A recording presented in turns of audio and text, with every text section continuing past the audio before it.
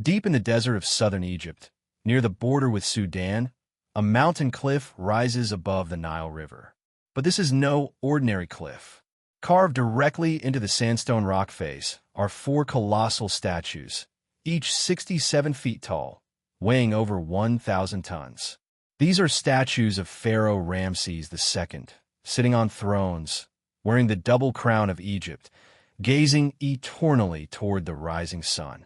Behind them, tunneling 200 feet into the solid mountain, is one of the most spectacular temples ever built. This is Abu Simbel, Ramses II's masterpiece, and it's unlike any other temple in Egypt. Most Egyptian temples were built stone by stone. Abu Simbel was carved out of the mountain itself. The entire complex is essentially a sculpture on the world's largest scale. But here's what makes this monument even more incredible. It's not in its original location. In the 1960s, the rising waters of a new dam threatened to drown Abu Simbel forever beneath an artificial lake. So engineers did something that seemed impossible. They cut the entire temple apart, stone by stone, moved it 200 feet higher up the mountain, and reassembled it perfectly. It took 4 years, cost $80 million, and required cutting the temple into 1,042 blocks. This is the story of Abu Simbel, Ramses II's declaration of power carved in stone, an ancient wonder that survived 32 centuries, and a modern miracle of engineering that saved it from destruction. Ramses II built Abu Simbel around 1250 BC, in the 24th year of his 67-year reign. But why build such a massive temple in the middle of nowhere, hundreds of miles from Egypt's major cities? The answer is strategic. Abu Simbel is located in Nubia, the region south of Egypt that corresponds to modern Sudan. Nubia was extremely important to Egypt because it contained rich gold mines and served as a trade route to Africa's interior. But the Nubians were also frequently rebellious, requiring Egyptian military campaigns to keep them under control. Ramses wanted to send a message to anyone traveling up the Nile from Nubia into Egypt. The message was simple. Ramses is all-powerful, divinely protected, and eternal. By carving his own image 67 feet tall into the mountain, visible for miles, Ramses created the ancient equivalent of a billboard advertising his greatness. But Abu Simbel isn't just about ego. It's also a religious site. The temple is dedicated to the gods Relocated, Ta, and Ammonius, with Ramses himself deified as a living god among them. Ramses actually built 2 temples at Abu Simbel. The Great Temple, dedicated to himself and the sun god Ra, features the 4 colossal statues of Ramses.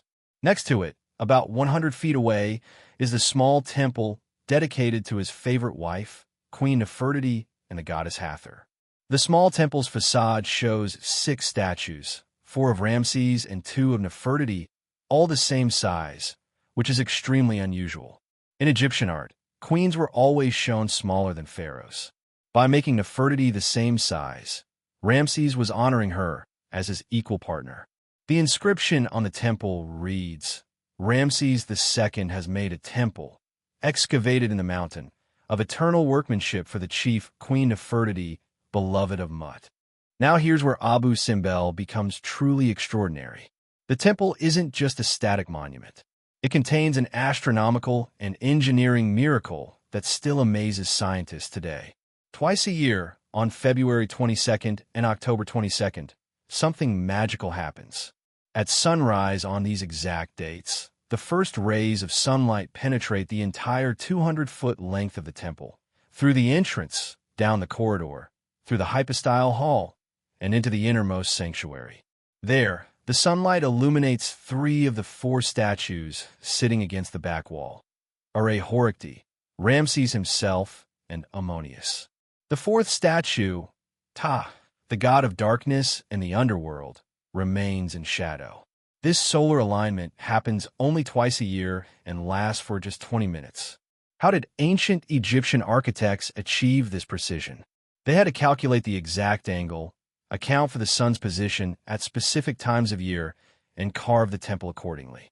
Keep in mind, this was done over 3,000 years ago, without computers, laser levels, or modern surveying equipment.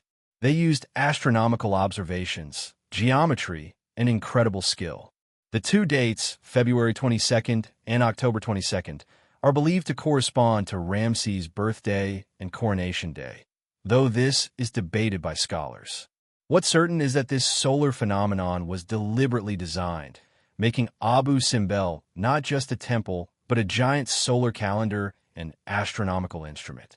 When tourists and locals witness this event today, thousands gather at dawn to watch the sun work its ancient magic. The Egyptian government has turned these days into festivals celebrating Abu Simbel and Ramses the Great. For over 3,000 years, Abu Simbel stood undisturbed in the desert. Then, in the 1950s, Egypt decided to build the Aswan High Dam to control the Nile's flooding, generate hydroelectric power, and create a massive reservoir called Lake Nasser. This was a hugely important project for Egypt's economic development. But there was a problem. The rising waters of Lake Nasser would completely submerge Abu Simbel and numerous other ancient Nubian monuments forever. By 1960, it became clear that without intervention, these irreplaceable treasures would be lost. The international community responded with alarm. UNESCO, the United Nations cultural organization, launched an unprecedented campaign to save the monuments of Nubia. 50 countries contributed funding. Engineers from around the world proposed solutions. Some ideas were completely impractical. Build a giant underwater dome over Abu Simbel so tourists could visit it under the lake, or surround it with a massive dam within a dam. But the solution that was chosen was both bold and terrifying.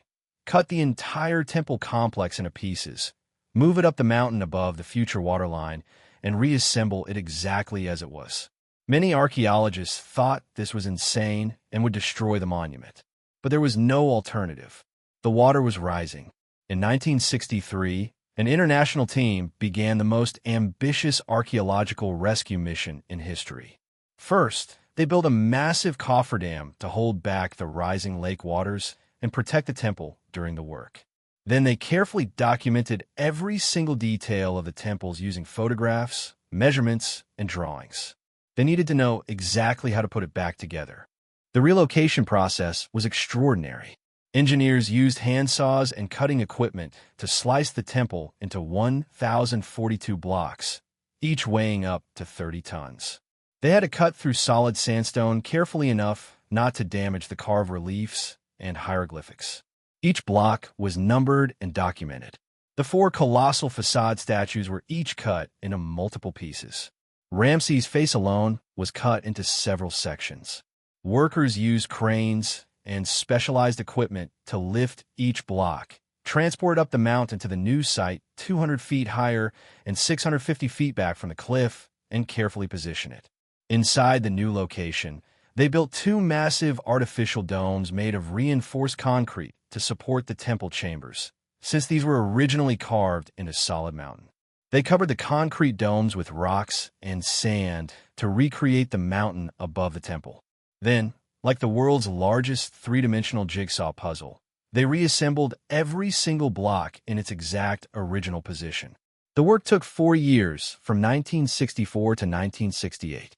When they finished, Abu Simbel looked virtually identical to its original appearance. But here's the remarkable thing. They managed to preserve the solar alignment.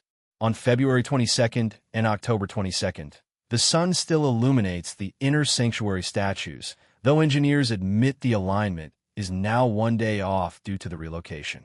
It's an acceptable compromise given they moved an entire mountain temple. The relocation cost $80 million in 1960s money, equivalent to over $600 million today. It was worth every penny. Abu Simbel was saved. Today, Abu Simbel is one of Egypt's most visited sites, accessible by plane from Aswan or by a 3-hour desert road journey. Over 300,000 tourists visit annually to witness Ramses' colossal achievement. The temple complex is a UNESCO World Heritage Site, and the 1960s relocation is considered one of the greatest engineering accomplishments of the 20th century. It proved that modern technology could work in harmony with ancient heritage to preserve history. The success of the Abu Simbel rescue inspired UNESCO to create the World Heritage Convention in 1972, establishing the concept of cultural sites belonging to all humanity, not just one nation. This has led to the protection and preservation of hundreds of monuments worldwide. Abu Simbel stands as a testament to two forms of human greatness: the ancient Egyptians who carved a temple from a mountain with Bronze Age tools, and the modern engineers who moved that mountain to save it. Ramses II wanted his monument to last forever. He succeeded beyond his wildest dreams. 3,200 years after his death, millions still travel to the desert to stand before his colossal statues and walk through his temple carved from living rock. The sun still illuminates his deified image twice a year. His name is still spoken with awe. Abu Simbel is proof that with vision, skill, and determination, humans can create wonders that transcend time. Ramses built forever, and when forever was threatened, humanity came together to protect it. That might be the greatest miracle of all.